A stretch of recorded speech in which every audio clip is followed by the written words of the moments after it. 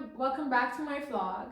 Today I'm having a quick interview with Millie about her perspective on Pride Month and on the Black Lives Movement matter and on her new vlog that she just posted a few days ago. So Millie and we met actually last year at the Women's Day event at the University of Groningen, and we instantly got a click. So that's why I really wanted to highlight her story and what her reading is on the Black Lives Matter movement and on being a Black transgender woman. So hi Millie, how are you? Hello, I'm good. Hi guys, hope you all are doing good with the COVID-19 and hope everything is good with you guys. Yeah. All right, so you were born and raised in Trinidad. How was that growing up for you? Well, in Trinidad, when I was very young, when I was a child, basically between the age of when I was born and uh, like when I was about 13 years old, Yeah. it was really carefree. It was a really, yeah, just relaxed, happy life that I had. But when I started to realize, well, not started to realize because I always knew I was transgender. Yeah. Since I was really young. Um, uh, but yeah, when I was around 13, I started to be more aware of who I was and my self-expression and how that came out. It manifested itself in my movements and in the way I talk, the way I walk, whatever. And yeah, then things became a bit bad for me because so this was when you came out as a transgender woman? Or? No, not exactly when I came out because I think I was always a transgender girl when I was young because I always would get reprimanded for the way I would express myself. I always wanted to play with dolls and things like that. And yeah, I was always really reprimanded, but as a child, I think I was so playful and yeah, so carefree that I I didn't really see or I didn't really those reprimand the way people reprimanded me for my gender expression. It didn't really sink in that it was like so much of a big deal because I was a child and I was playing and yeah, I didn't really care about those things so much as yet. Although it was a part of my identity. But yeah, when I became a teenager and I started to really like be able to express myself to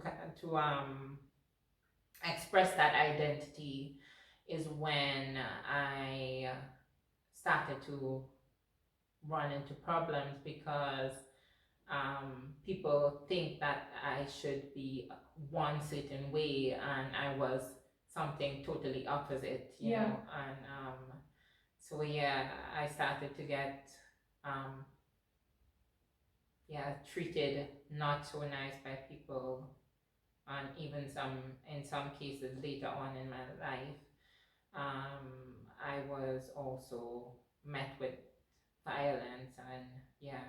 Because how was it for you as a transgender woman in Trinidad? Like, how was the treatment there from the community itself? From the community, well, I think there was like mixed feelings about me being transgender. But that also had to do with um,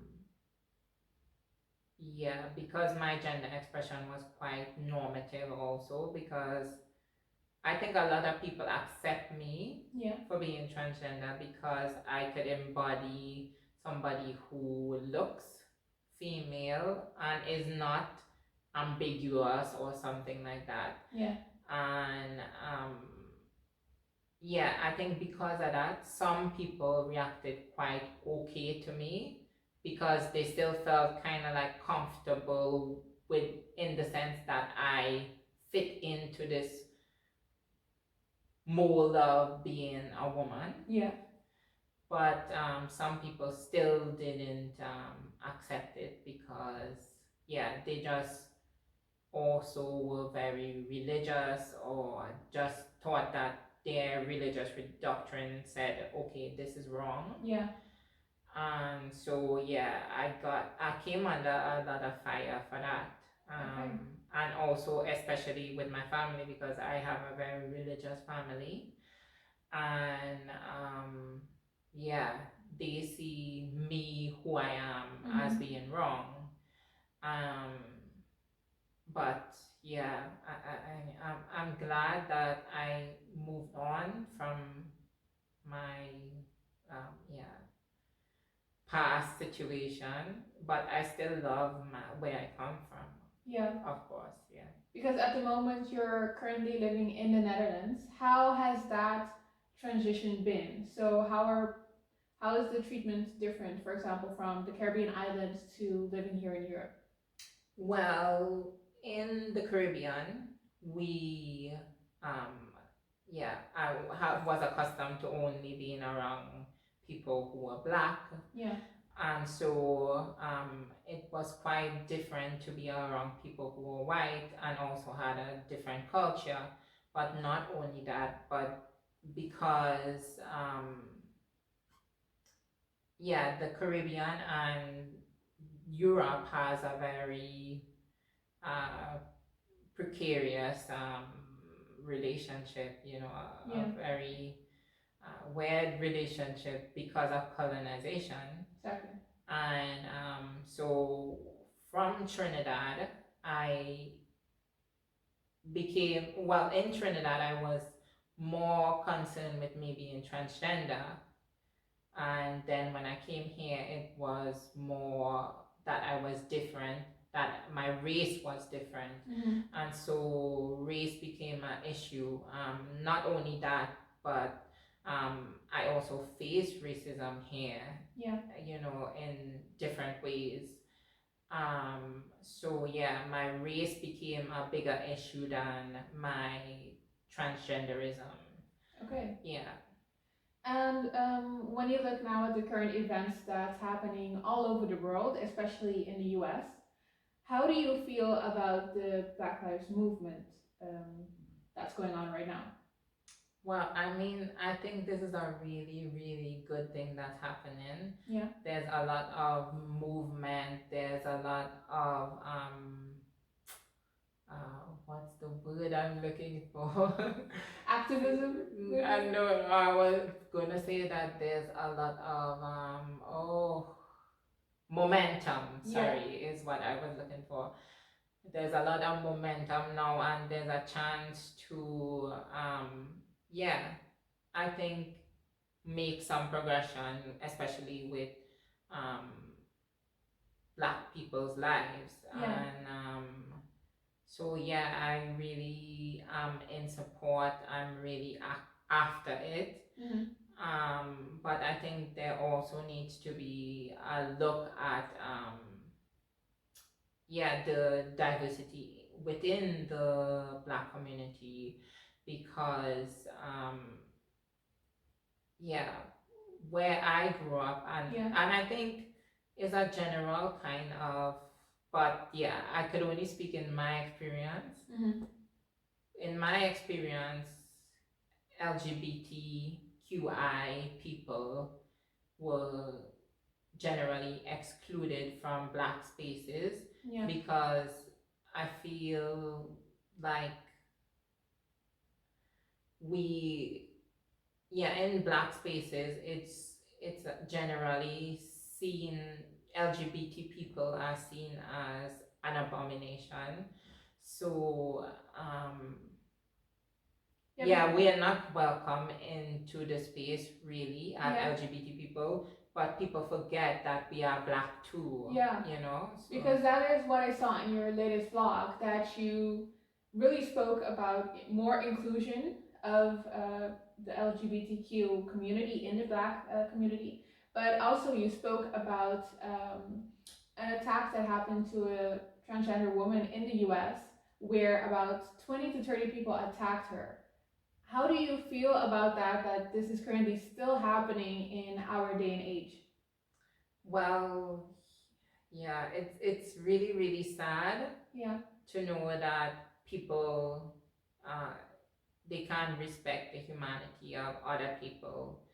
I think I heard a lot that that what the transgender woman did was why they were uh, uh, beating her like that, or wanted to beat her. Yeah.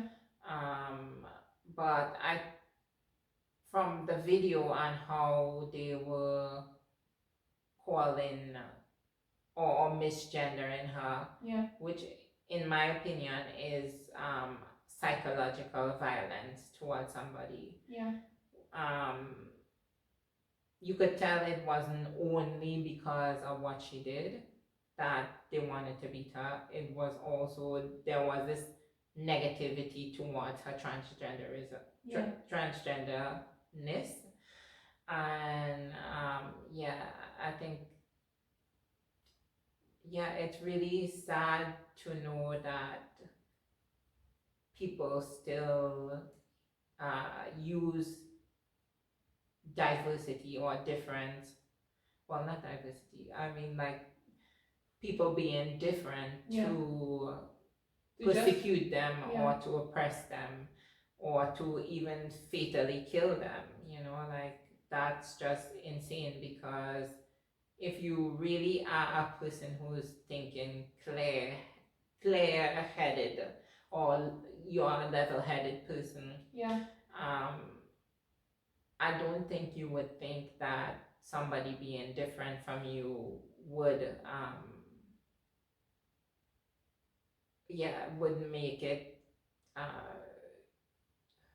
do you say make it normal to do something like that? I don't know how, just because somebody is different from you, it would enrage you so much to the point where you want to beat them, hurt them, inflict violence on them, oppress them, or even kill them. So and I think in the Black community, I think we need to take a look at ourselves in how we deal with diversity within the community. Just because with situations like this, then we do the same thing that, well, not the same exact thing, but it's on parallel to the way in which white people oppressed us during colonization and are still doing today. So to for people to want to hurt transgender people or any LGBTQI person on the basis of them being LGBTQI is it just doesn't make sense, or it just doesn't show that you have any humanity. So there should be more respect amongst ourselves, our Black community, more inclusion of LGBTQ and any other Black people, right? Because we are Black. And I said it in my I don't know if I said it in my blog, but it was a thought I had that we can't move forward unless all of us move forward, Exactly, So if you're gonna like bring down people in your community, then it's almost like you're bringing down yourself, so this should be a fight for all of us. Exactly. All of us from color. Exactly. And what would be your most important message now to other Black transgender women in our community? Wow. I don't want to only give a message to Black transgender women, but you know, like Black LGBTQI people. Yeah. Just know that you are valid, your identity is valid, and better days are coming, but yeah, we have to keep on fighting to get there, and not because people who are cisgender and heterosexual or heteronormative, yeah, not because they inflict, some people obviously inflict violence on us, means that we're not gonna stop fighting for Black lives because we are Black, you know, like and it's sad that that happens, but yeah, we still support you, you know, like because you are Black, you are part of us, and even though some atrocities have been done against us, we are Black, we are all Black. It's also for everybody who's Black. Yeah, we should just put it aside and come together and realize that although we might be different, we are still one, you know? Yeah, exactly. And I think that is one of the most important things that we can take out of this, especially now that we are all one, and we should also be proud of our color. Yeah, exactly. We should be proud of our color. We should be proud of who we are in general, you know, like color, ethnicity, gender, religion. Yeah, exactly. Yeah. Be proud of that, but at the same time, don't persecute somebody for being different, you know, like we all have our ideas of how we should live, but it doesn't mean that we have to impress that on somebody else, you know, like we all have our freedom as human beings, and we should all have the choice to be who we are. Yeah. Exactly. And not be persecuted. Yeah. I think that's very powerful. As long as you're not hurting anybody. Yeah. All right. So yeah, I wanted to thank you for the conversation today. And if you would also like to see her video, you can watch it on her YouTube video called Beauty Quing. Maybe we could put it here. Yeah. I'll post it below. Yeah. So thank you everyone for tuning in today, and especially thank you to you for us to learn more about the LGBTQ community, and also the message behind it all, that we have to accept ourselves, be confident, and yes, just love ourselves. Yeah. Thank you. Thank you. Bye. See you.